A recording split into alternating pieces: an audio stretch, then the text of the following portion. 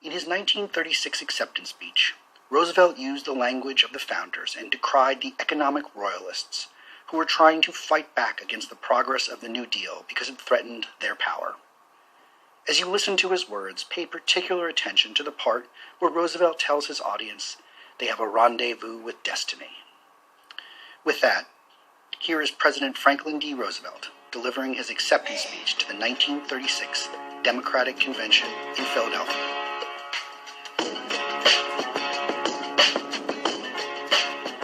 Nomination of the Democratic National Party. Ladies and gentlemen, the President of the United States. Senator Robinson, members of the Democratic Convention, my friends here and in every community throughout the land,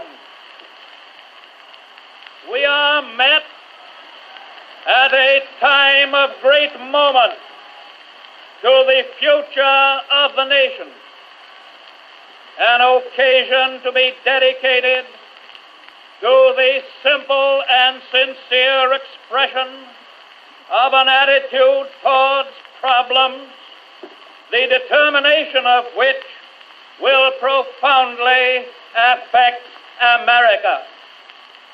I come not only as a leader of a party, not only as a candidate for high office, but as one upon whom many critical hours have imposed and still impose a grave responsibility.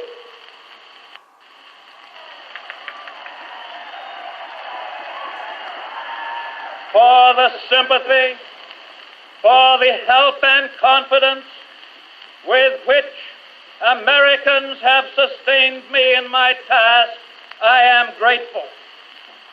For their loyalty, I salute the members of our great party in and out of political life in every part of the Union.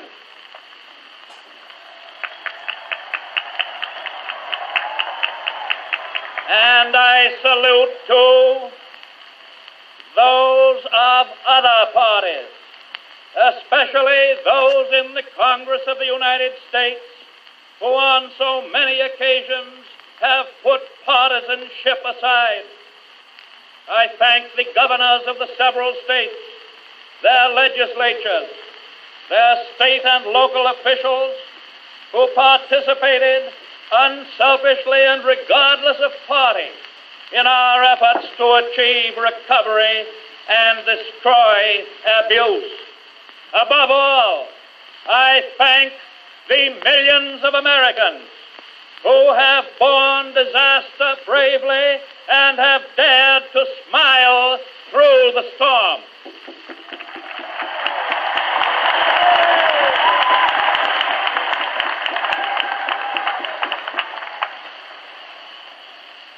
And America will not forget these recent years, will not forget that the rescue was not a mere party task.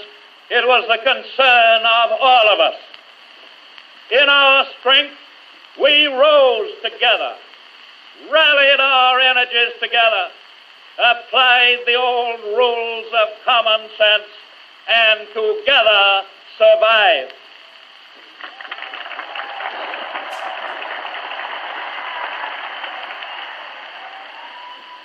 It was in those days, my friends, that we feared fear. That was why we fought fear. And today, my friends, we have won against the most dangerous of our foes. We have conquered fear.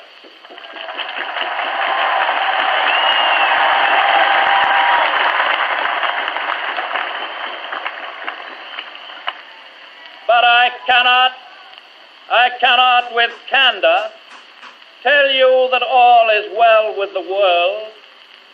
Clouds of suspicion, tides of ill will and intolerance gather darkly in many places. In our own land, we enjoy indeed a fullness of life that is greater than that of most nations. But the rush of modern civilization itself has raised for us new difficulties, new problems, which must be solved if we are to preserve to the United States the political and the economic freedom for which Washington and Jefferson planned and fought.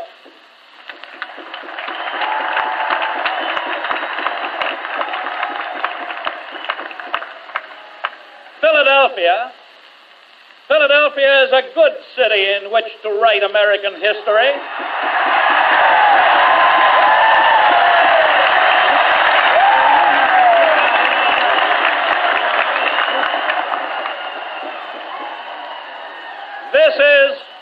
This is fitting ground on which to reaffirm the faith of the fathers, to pledge ourselves to restore to the people a wider freedom, to give to 1936 as the founders gave to 1776, an American way of life.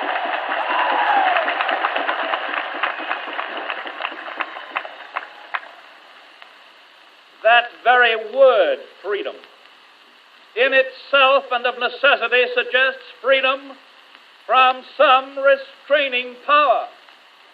In 1776, we sought freedom from the tyranny of a political autocracy, from the 18th century royalists who held special privileges from the crown.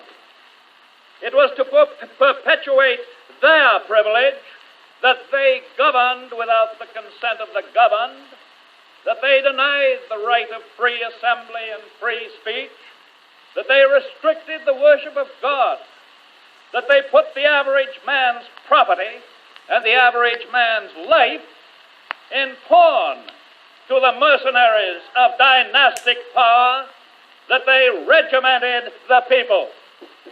And so it was to win freedom from the tyranny of political autocracy that the American Revolution was fought. That victory gave the business of governing into the hands of the average man, who won the right with his neighbors to make and order his own destiny through his own government. Political tyranny was wiped out at Philadelphia on July 4th, 1776.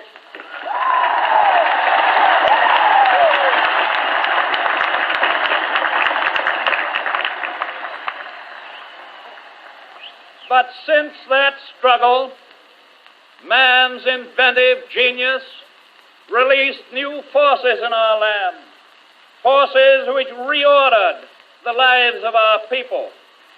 The age of machinery, of railroads, of steam and electricity, the telegraph and the radio, mass production, mass distribution, all of these combined to bring forward a new civilization, and with it a problem for those who sought to remain free.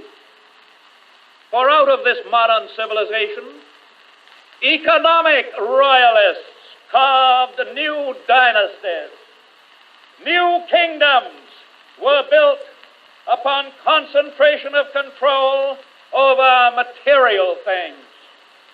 Through new uses of corporations and banks and securities, new machinery of industry and agriculture, of labor and capital, all undreamed of by the fathers, the whole structure of modern life was impressed into this royal service. There was no place among this royalty for our many thousands of small businessmen and merchants who sought to make a worthy use of the American system of initiative and profit. They were no more free than the worker or the farmer. Even honest, and progressive-minded men of wealth, aware of their obligation to their generation, could never know just where they fitted in to this dynastic scheme of things. And so it was natural and perfectly human that the privileged princes of these new economic dynasties, thirsting for power, reached out for control over government itself. They created a new despotism and wrapped it in the robes of legal sanction.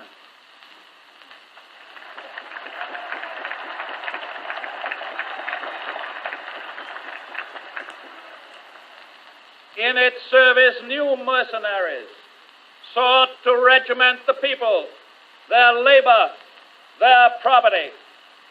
And as a result, the average man once more confronts the problem that faced the Minuteman of '76.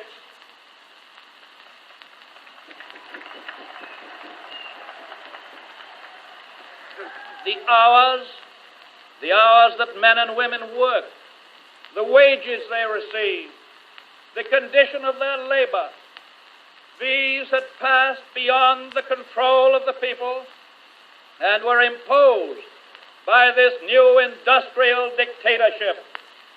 The savings of the average family, the capital of the small businessman, the investments set aside for old age, other people's money. These were the tools which the new economic royalty used to dig itself in.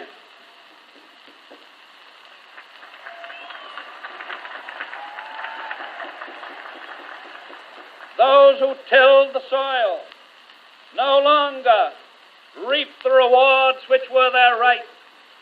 The small measure of their gains were decreed by men in distant cities. Throughout the nation, opportunity was limited by monopoly. Individual initiative was crushed in the cogs of a great machine. The field open for free business was more and more restrictive. Private enterprise, indeed, became too private. It became privileged enterprise, not free enterprise.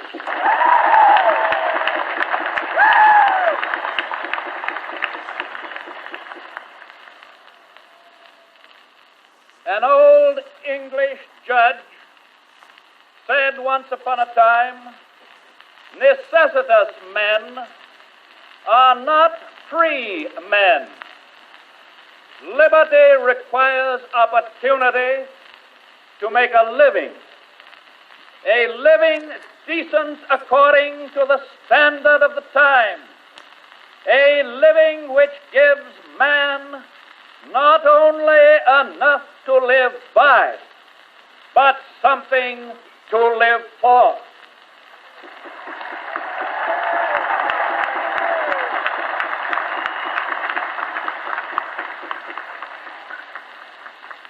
For too many of us, the political equality we once had won was meaningless in the face of economic inequality. A small group had concentrated into their own hands an almost complete control over other people's property, other people's money, other people's labor, other people's lives. For too many of us throughout the land, life was no longer free, liberty no longer real. Men could no longer follow the pursuit of happiness. Against economic tyranny such as this, the American citizen could only appeal to the organized power of government.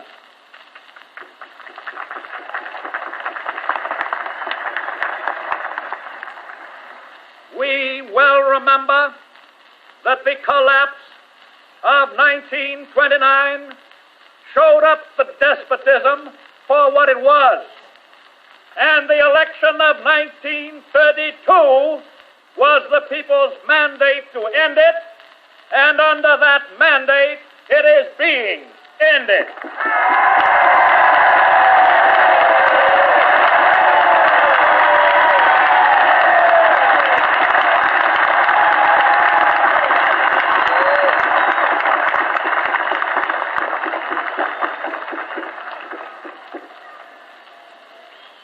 The royalists I have spoken of, the royalists of the economic order, have conceded that political freedom was the business of the government, but they have maintained that economic slavery was nobody's business.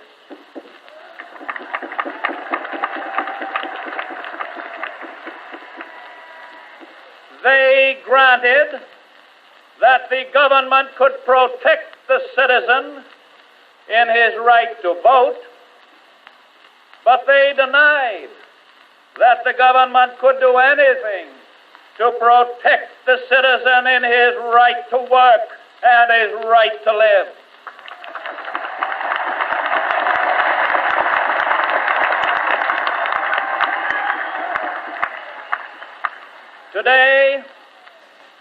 Today we stand committed to the proposition that freedom is no half and half affair. If the average citizen is guaranteed equal opportunity in the polling place, he must have equal opportunity in the marketplace.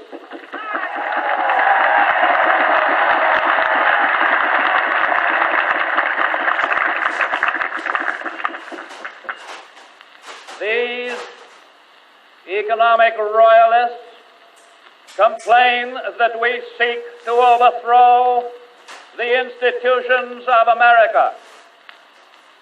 What they really complain of is that we seek to take away their power. Our allegiance to American institutions requires the overthrow of this kind of power.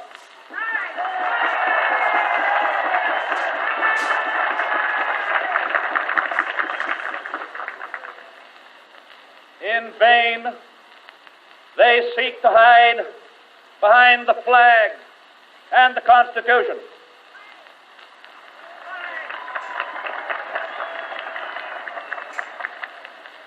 But in their blindness, they forget what the flag and the Constitution stand for.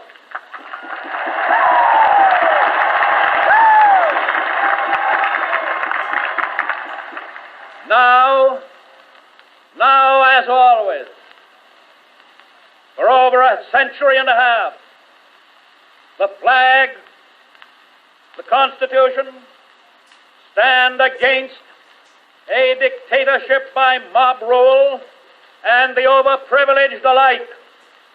And the flag and the Constitution stand for democracy, not tyranny, for freedom, not subjection.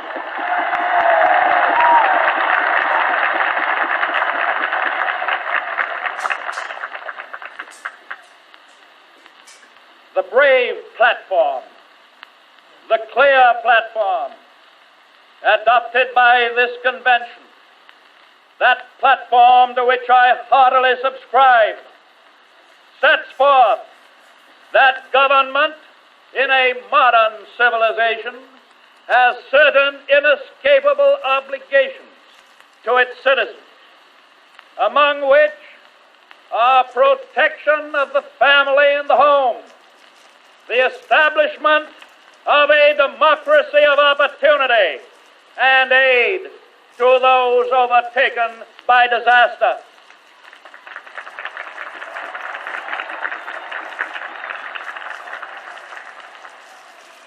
But the resolute enemy within our gates is ever ready to beat down our words, unless in greater courage we will fight for them. More than 3 years, for more than 3 years, we have fought for them. This convention in every word and in every deed has pledged that that fight will go on.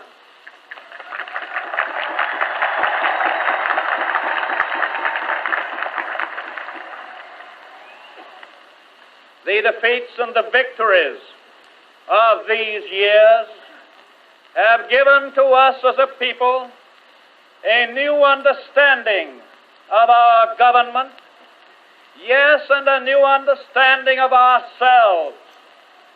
Never since the early days of the New England town meeting have the affairs of government been so widely discussed and so clearly appreciated. It has been brought home to us that the only effective guide for the safety of this most worldly of worlds, the greatest guide of all, is moral principle.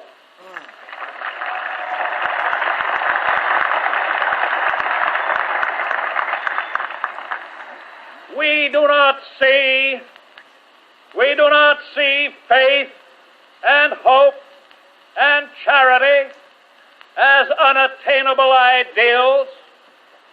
We use them as stout supports of a nation fighting the fight for freedom in a modern civilization. Faith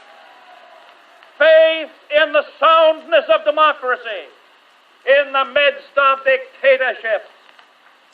Hope renewed because we know so well the progress we have made. And charity in the true spirit of that grand old word. For charity, literally translated from the original, means love. The love that understands, that does not merely share the wealth of the giver, but in true sympathy and wisdom helps men to help themselves.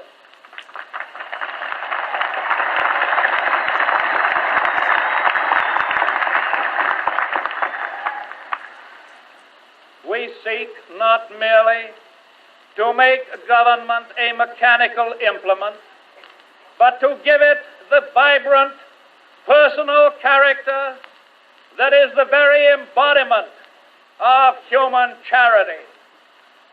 We are poor indeed if this nation cannot afford to lift from every recess of American life the dread fear of the unemployed that they are not needed in the world.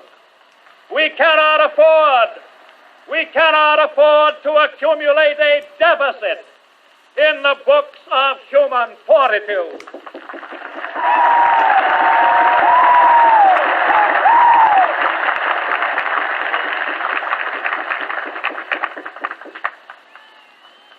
And so in the place of the palace of privilege, we seek to build a temple out of faith and hope and charity. It is a sobering thing, my friends, to be a servant of this great cause. We try in our daily work to remember that the cause belongs not to us, but to the people. The standard is not in the hands of you and me alone. It is carried by America.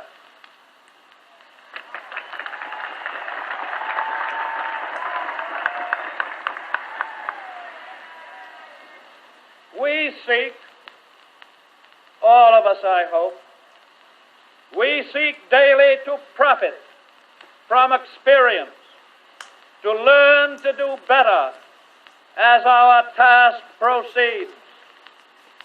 Governments can err. Presidents do make mistakes.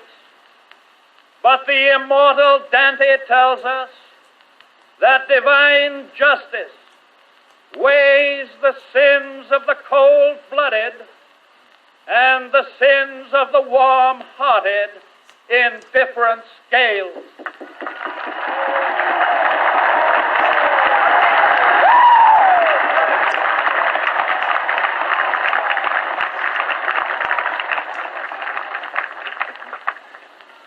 Better the occasional faults of a government that lives in a spirit of charity than the consistent omissions of a government frozen in the ice of its own indifference.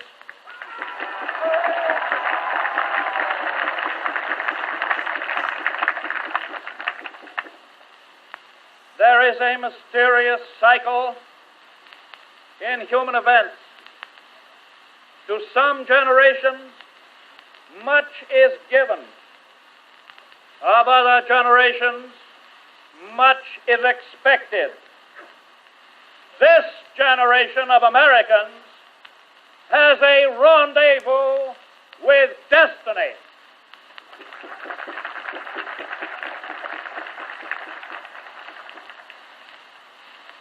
In this world of ours, in other lands, there are some people who in times past have lived and fought for freedom and seem to have grown too weary to carry on the fight. They have sold their heritage of freedom for the illusion of a living. They have yielded their democracy. I believe in my heart that only our success can stir their ancient hope. They begin to know that here in America, we are waging a great and successful war. It is not alone a war against want and destitution and economic demoralization. It is more than that. It is a war for the survival of democracy. We are fighting to save a great and precious form of government for ourselves and for the world. And so I accept the commission you have tendered me. I join with you. I am enlisted for the duration